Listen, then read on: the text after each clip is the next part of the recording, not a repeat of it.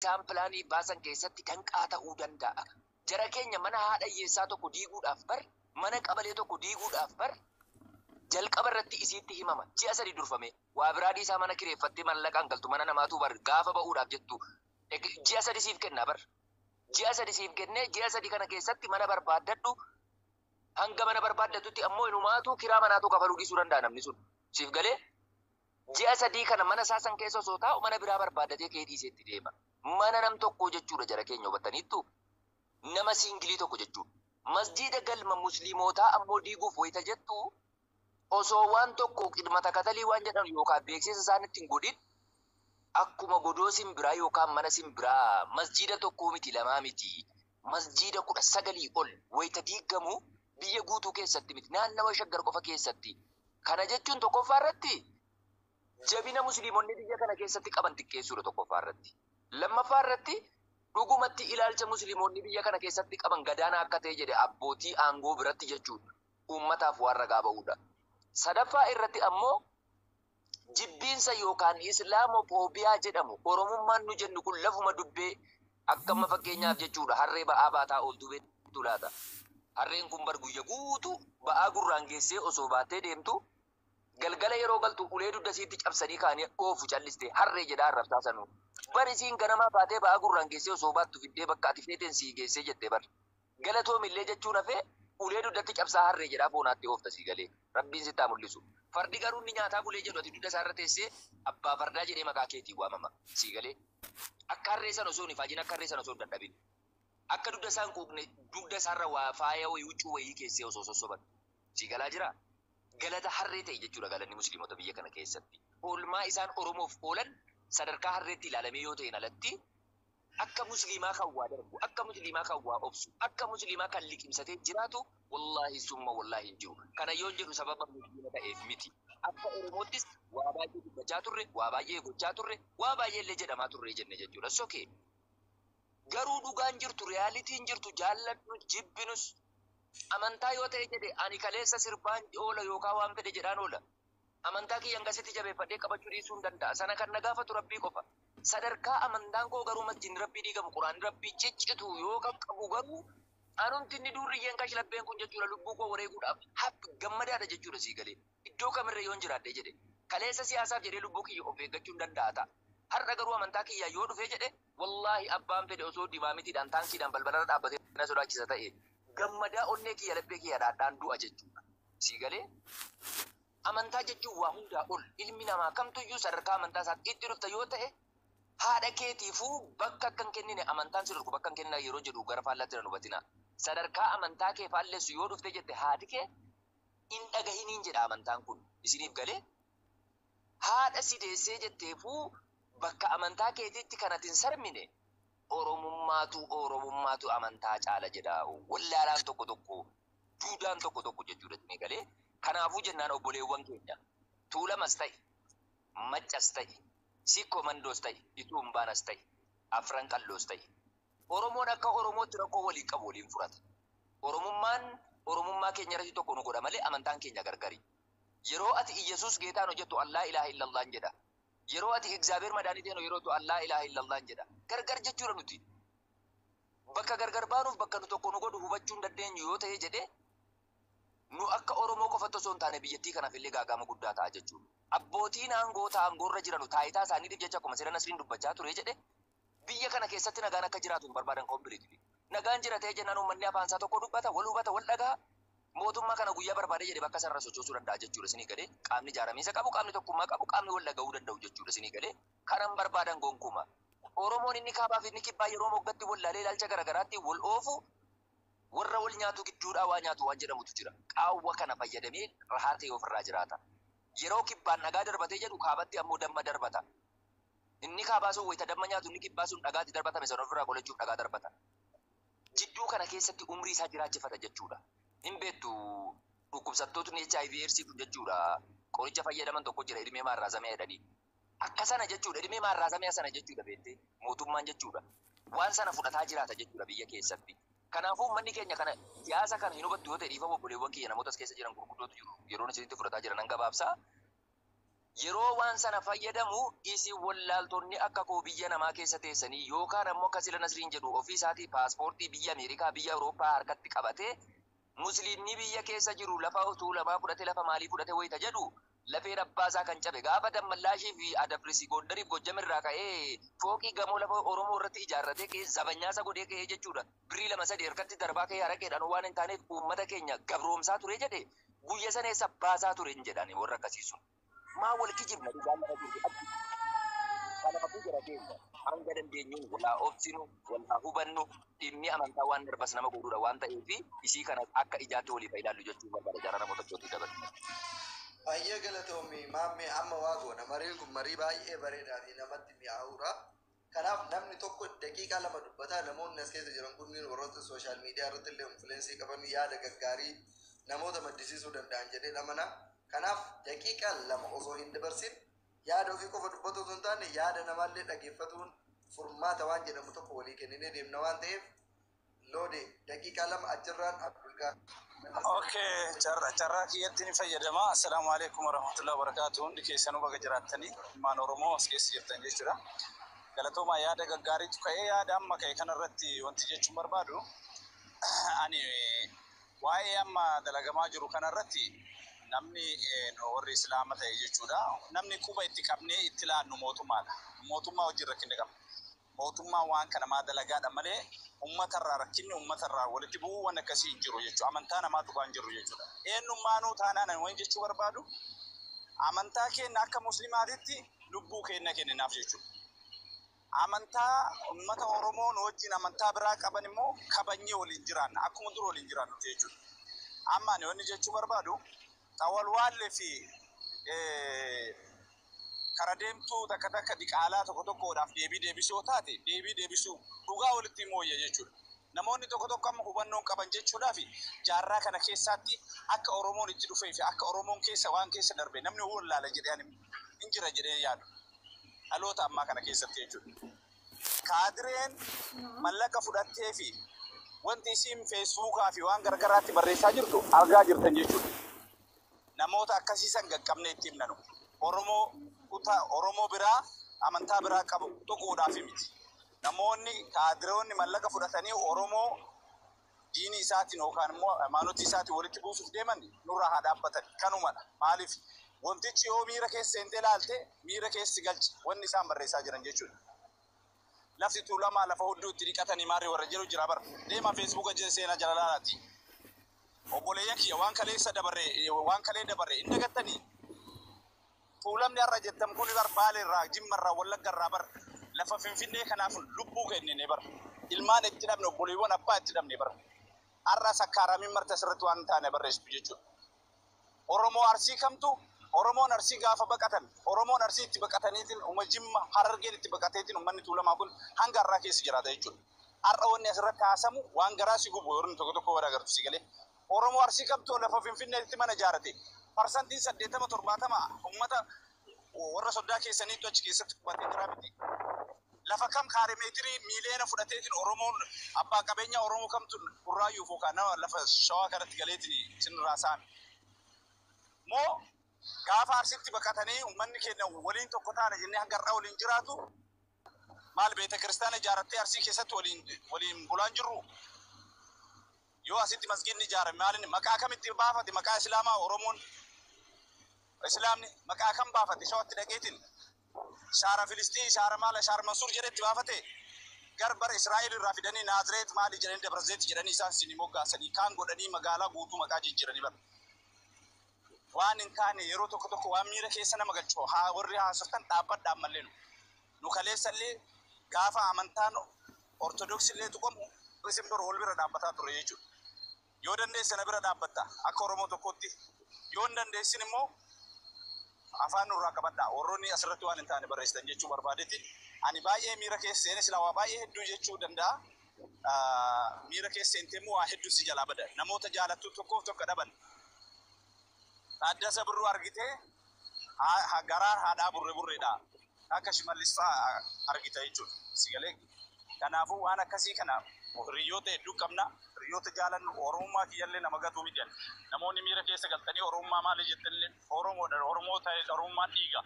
Islaamummaa kiyyammoo akkasitti jabeeffadha. Oromummaa kiyyallee jabeeffadhee deema. Eenyummaanuu akkasuma jedhee yaada. Kanaafuu warroonni waan hin taane barreessan of eeggadha. Warroonni biraa immoo nu har'allee borullee tokkodha. Oromoon tokko.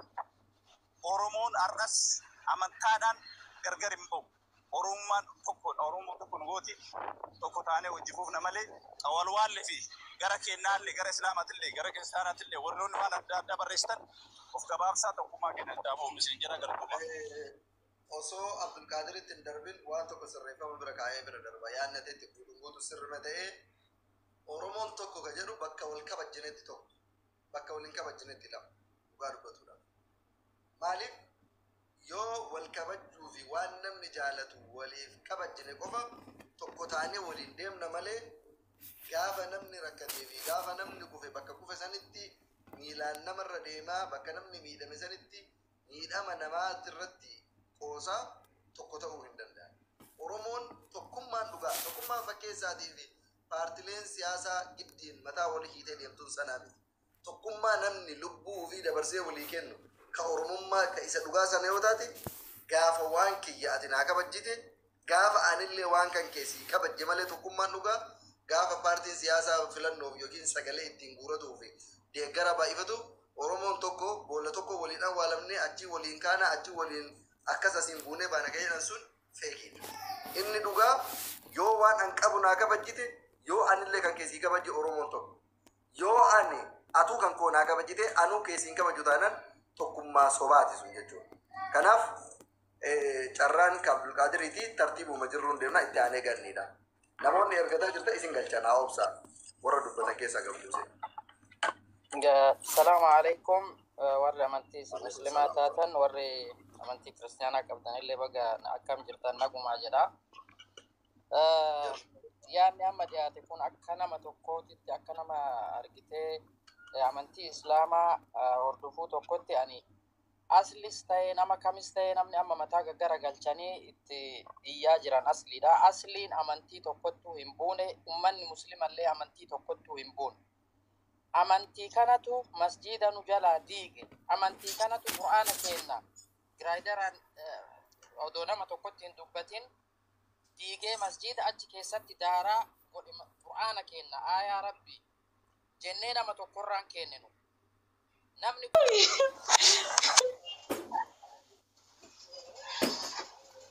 maal abaadde waltaan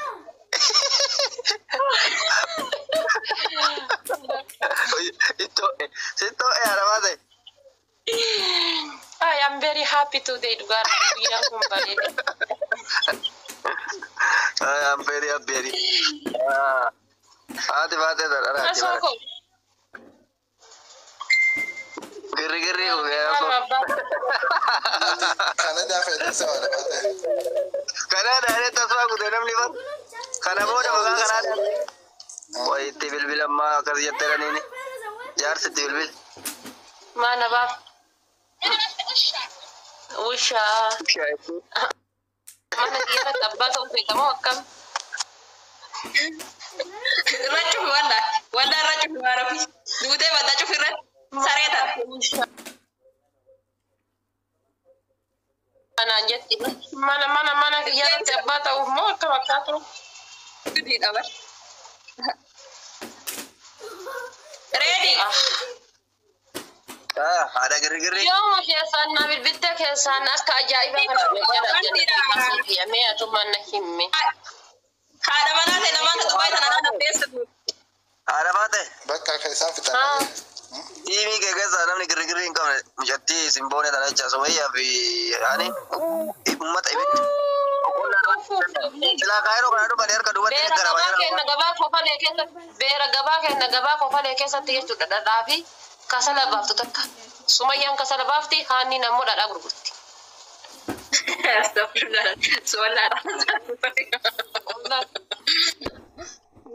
nuti fani da namni jadi subara mardi dai be ka shi namni tabat namni hasu mardi ka ugar be dina wani sini galu ko namni jadi saka bada dai be to da arge da gai sana sani dubbita kan kabdu simbone dubbita Ani dah Sumayya mana tak makan sama boleh gal cuy acun.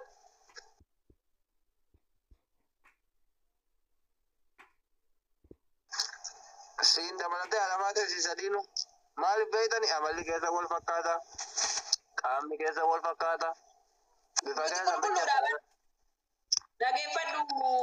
Dia barang mahal ni kiruti hadis itu Abdul Sempati.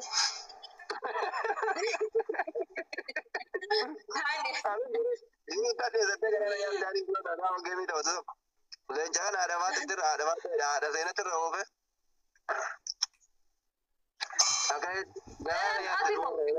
my sister jadi Atimo.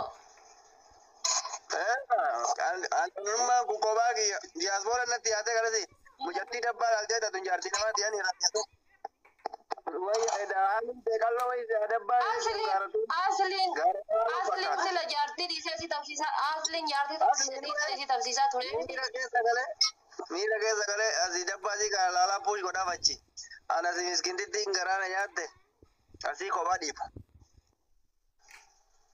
boleh sih ya kon miskin apa والله boleh sih ya kon hani ama ala aslin achi gore gara hani ti push goda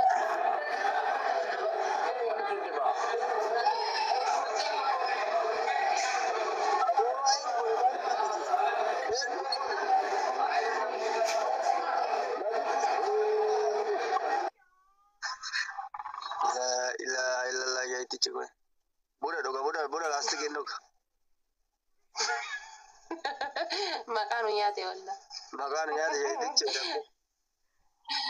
arsi makanya Sheikh kuni baru wannan da lastik ta kawo yaran sani mane ka aciti tintani tindigo ni miga kawatani karar ande mane arsi makanya teh wallah amata magirgiri di Chiko tatanning kadiasi kamal ille nu rari nama sadi tane wae gabbar atre tori ana kama jar sadi argine bro wallah dhugaa jette ishi wallah bultii ijaaradha dhugaa jette wallah ilaa yoomii akkanatti ta'a kootu bahi ani waan reeddiin jedhe wani reeddiin jedhe naa taate ana wuy miira keessa garagalee jaarsateerumaanu darbee oole bas kana lama akkatti qolii galama jarri girgiri umte harkaas wanna jechuu dhibee ayyarii amma argame kan ayyarii amma guddaa yoo sadda Ameerikaa ta'e gammada malee duriyyeen Kaayiroo fi duriyyeen Kanaadaa akkatti mataan baay'ee jettis wayyaan laalamma argitis wayyaan baamma si harkaa fudhattee wayyaan hinaaffaa amma waan danda'amu godhiitii kana reeddiif amma gaa'idha sheeka tokko dandeettan nu galchi sheeka maali miti sheeka bira sheeka jabaa isaa galchi asli yoo ta'e bultii anaka bultii ijaaradhuun barbaadu eenyuun galcha nama biraa asli miti asli waa sheeka abbo sheeka maali maalillee girgirrii keessa jedhu ustaaza ustaaz eenyuun fa'a bannaata jala hin jiranii maa ati sheeyni sillaan usaa sheekoree yookaan dhokattee silaltee sadaytar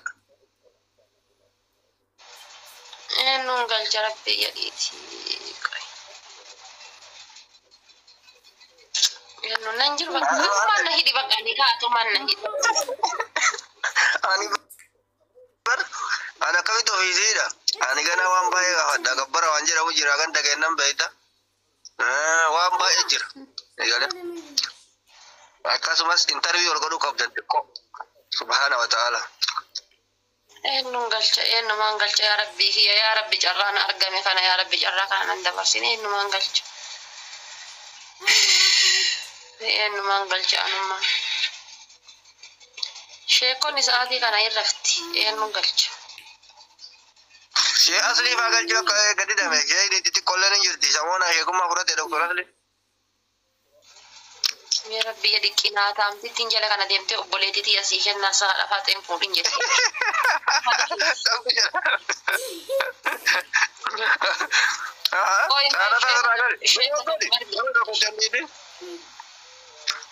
abbaa ta'e galchii yaa fatiyaan galchu.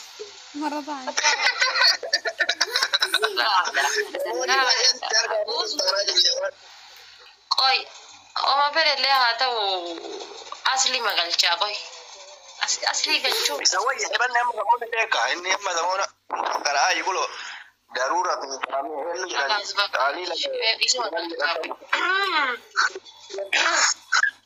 Assalamu alaikum. Wa alaikum assalam warahmatullahi wabarakatuh.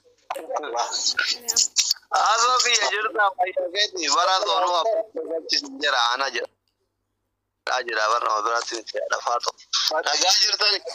Fasli la yaja Atfadal. ina argiti beka. Fayyara. Nan sana kamata. Ana eenyu abbaadha jedhee bar asliini hasoodhaan abbaa koo jedha.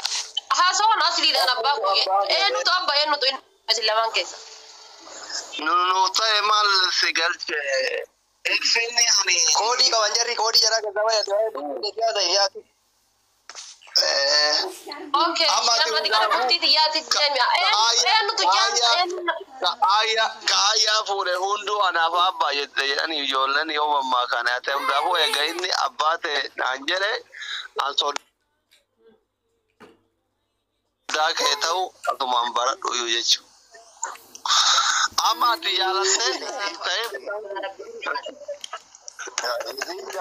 argaa isaan fedhe sodaa kiyya ta'e sanuyyuu. wanta inni ayyee jedhuun hin gaggeessee kursiidhaan lafa dhawattanii jala. Amma Miskiinan. Dhufee sodaa kan koo ta'e sanuyyuu bar. Rakkoon kun waan na nagaruun ishaan laqidee bu'ee boolla bu'ee bakka barbaade seenee waan na nagaruun ani isa argachuudha. Isa argachuu qofa barbaada waan ta'eef itti fufaa. Isatti bulfata waan ta'eef waldhabbeen kiyyaa kee rakkoon qabu.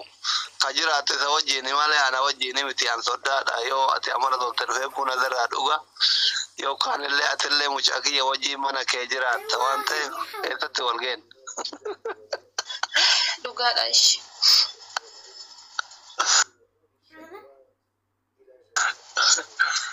Abu'een nuka giiftii naa kennaa jiru rabbi si haa kennu jazaakumullaahu khayr. Waan maariif hidhika. Haadha faadhatirraa eegala mucaan kiyya daa'ima waan ta'eef ati nama guddaadha beektu. Asuu kotan. kana da akka difta na gaafadha. Ani waan ani kakara chaayinatti waan ta'eef seera biyya chaayinatti maarii dubartii kabara. Maali hawtaami jettee maari battere hawtaami dhaabbaale Maali anatu kennaa yoo isaan. hadiisni kiyya kan chaayinatti kara yakkale. Hadiisni isaa najee kabadaan nuti galchite karraarre. Haadha baatee naadhaa jirte.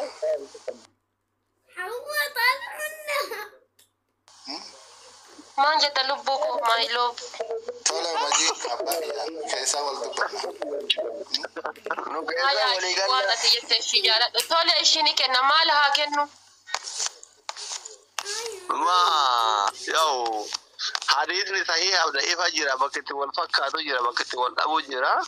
Maharin oma qabanirraa yoo qabaatan maallaqa daaba fa'a bitanii yoo dhaban immootu qamisiin dhufillee taka akkuma ka sheekota dhugaatii irratti rigallee ta'u uffanni illee ta'u rakkoon qabu ulfaatu jimallee jaarsota bitu rakkoon qabu maharin kenna salphaadhaati onnee qulqulluun jaalachuudha malee.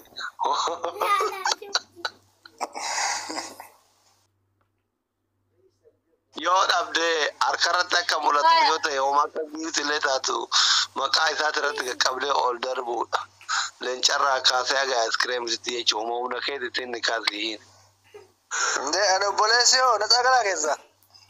Jedhee barsanillee yoo waan akka giiftii keessaan qabanne jimallee jaarsan jechuun baratti ilaalla. Hundaa isin danda'a. Hadiisa kee keessatti. Hadiisa kiyya keessatti dubartiin danda'ee heerumu. Ani zooro maal godha bu'aa barbaada obboleetti gisee gurguru. Kamisaa suniin Bu'aa barbaadaa. A'uuzu billahi mina shaytaan rajim. jechuun obboleettii ofii namarratti afurra waan wayii buufatanii tuma ofirraa gaggeessu wayyaa booda ilmoon manatti nagalti. Anamma isinirratti habaa osoo hin taane karoora kiyya maali beektanii karoora kiyya isa argachuudha. Dhagaa irraan buyyettanii muka irraan buyyettanii ibidda irraan nutaa jettanii qileessa jettanii samiisa jettanii waan nagaruuni ani isa argachuudha. An onne isaa keessatti akka inni onnee tiyya keessa seef ta'e onnee isaa keessa seef ta'uudha waan ta'eef caatii jettanillee isinii bita. Maarii kennii jettan kanallee yoo ta'eetiin jedhe isaaf ni kenna. I am promise. Komata kanarraa hiyyatina isuma bichaan onnee qulqulluudhaan kiyya haa ta'u. Uffata obboleessallee asii danda'a kitaaba asliititti waan inni silaa danda'u hundaas danda'a rabbiin baay'ee si qabate. Maal inshallah anaan daara baatanii. Kuni aadaadha kuni aadaadha amma kuno kitaaba asliitti. Amma intalli rakka yoo heerumtu yeroo warra intalaa dhaqanii intalatee sannoo kenna buna fidanii adaba haaraa abbaa jedhan uffata jira buna jira waan mana ittiin qophaa'antu jira waan dhiirri kamalu hunda situ kafala. Yoo inni jaalala keessa irra dhaabbatee si gargaare rakkoo miti walii galtee keessanii. Sarara koon qabu. My love. Mau jadi saya. Miira keessa sagalee itti waliin fuudhin. Jaalala kiyya kana tumtaanee bu. Sagaleen koo dhageema. Hin dhagaama. Beebii ko. Sagalee bira. Waan.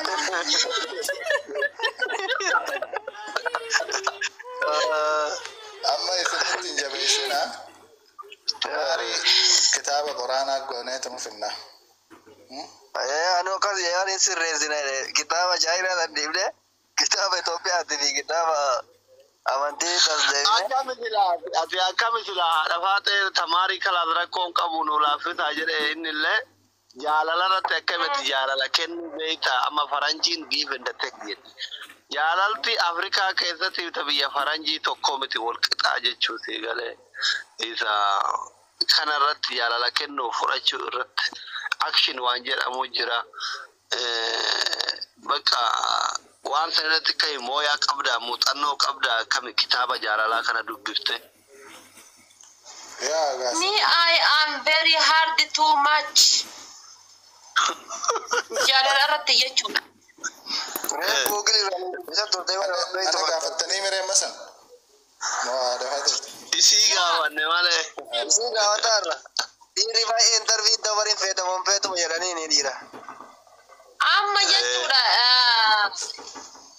Amma inni waan inni na gaafatutu waan inni na gaafatu san xumuraa kaati na gaafatammoo isin keessan gaafii ufuma akka waan ufii keessanii na fuudhartanii barmeedaa gulufaartanii barreessin. Naannoo shakaa jedhaa nama obboleeyyan jedhee tafi dadhetan hayi. No, booda yoo jaalalan beektu jedhee nuti deebisanii Amilee tuqamuun beenu amma simarratti dhibbaan dhibbatti ufitti amanamummaa kee ilaalleetti